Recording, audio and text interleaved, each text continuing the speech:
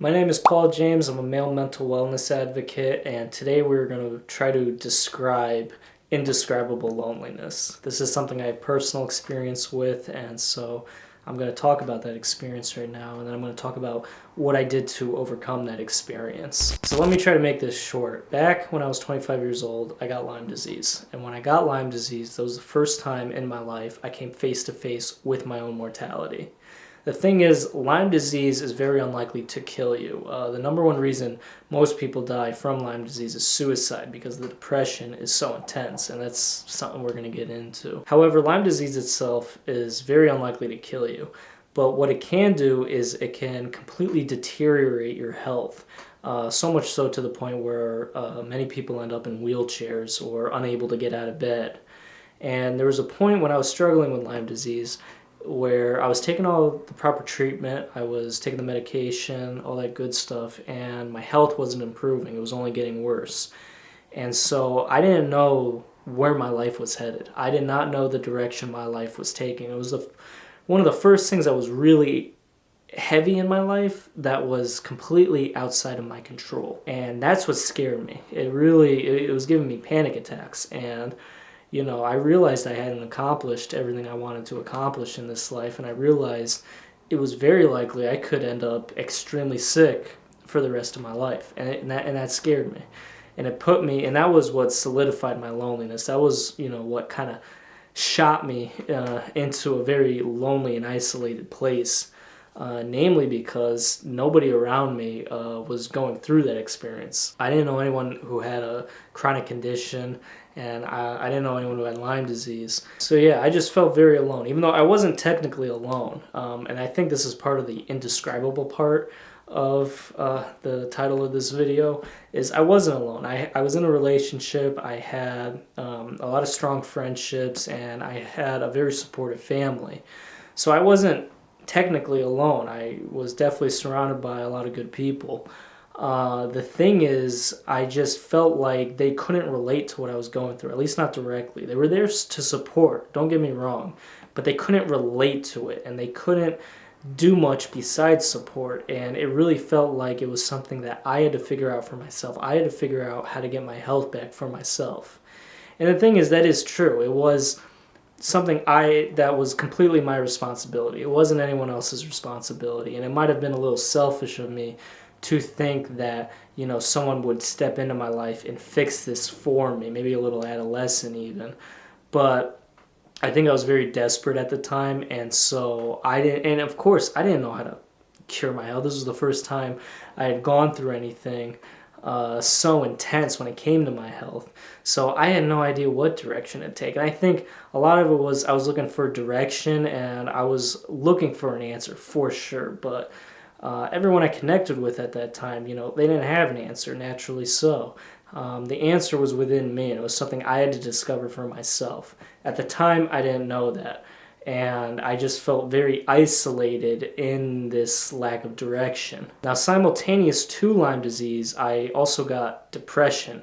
It was directly caused by Lyme disease. It crosses the blood-brain barrier, gets into the brain, rewires it, leaves a very disgusting depression. And so that depression, it kind of only furthered my feelings of loneliness. And the reason for that is it made me, just not interested in things I was previously interested in. It made me want to self-isolate. It made me not want to go out. It made me not want to interact with people.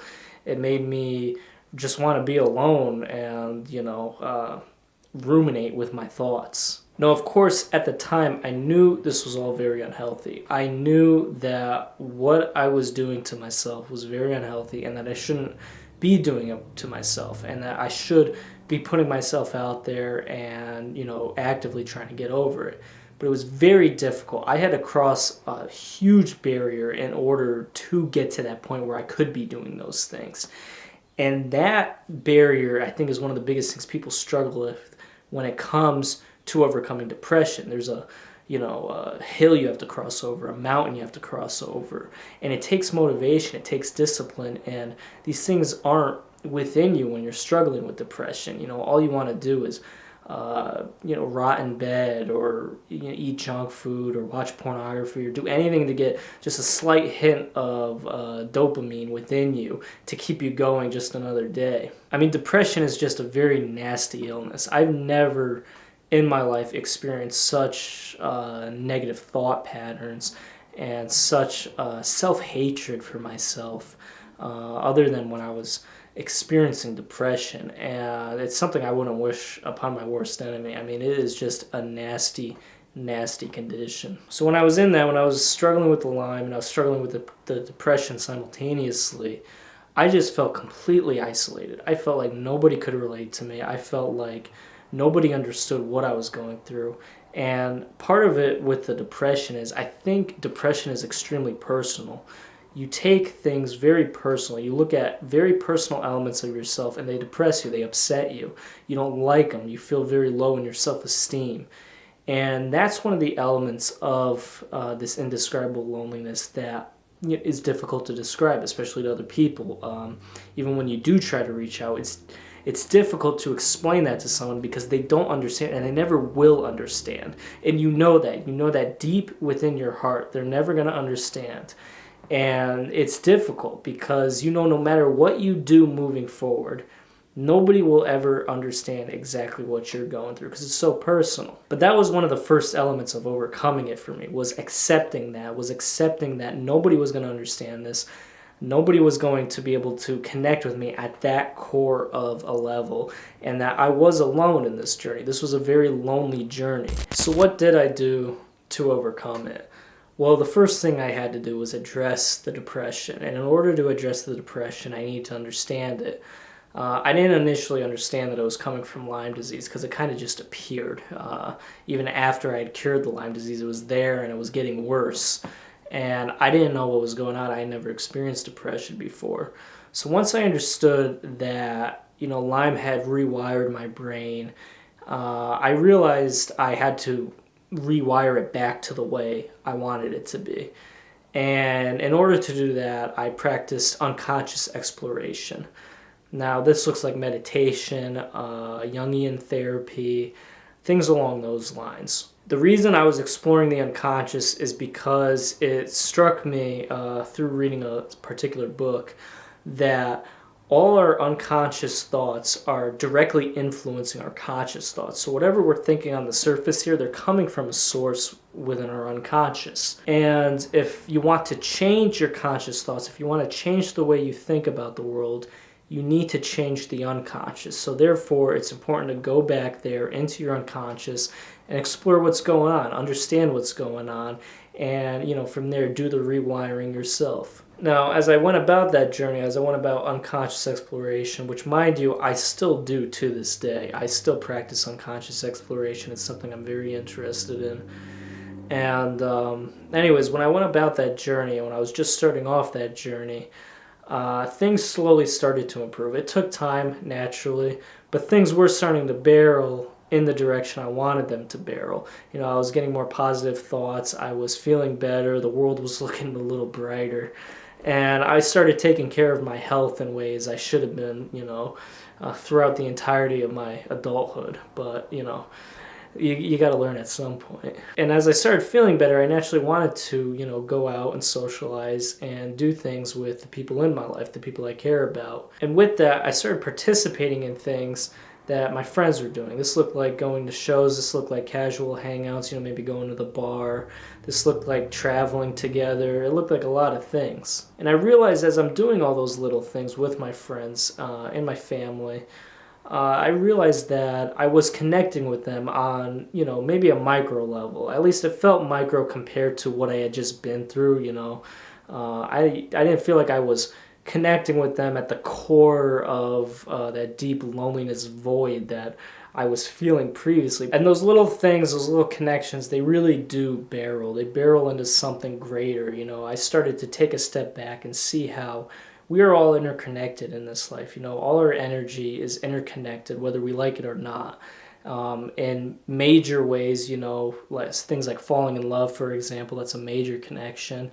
And in extremely small ways, too. Even if you're just walking down the street and you pass someone, their energy is going to have an effect on you, and yours will have an effect on them. All our energy is interconnected, and I realized when I was going through that bout of loneliness, a few years ago, I wasn't connecting with this interconnectedness of the life around me. I don't think I was purposefully avoiding it. I just wasn't understanding it, and I had lost almost my groove within society. And I had to refine my groove, and I had to refine it after, coming face to face with my own mortality, which is a very big thing. And I know a lot of people out there are going through their own circumstances where they feel extremely isolated.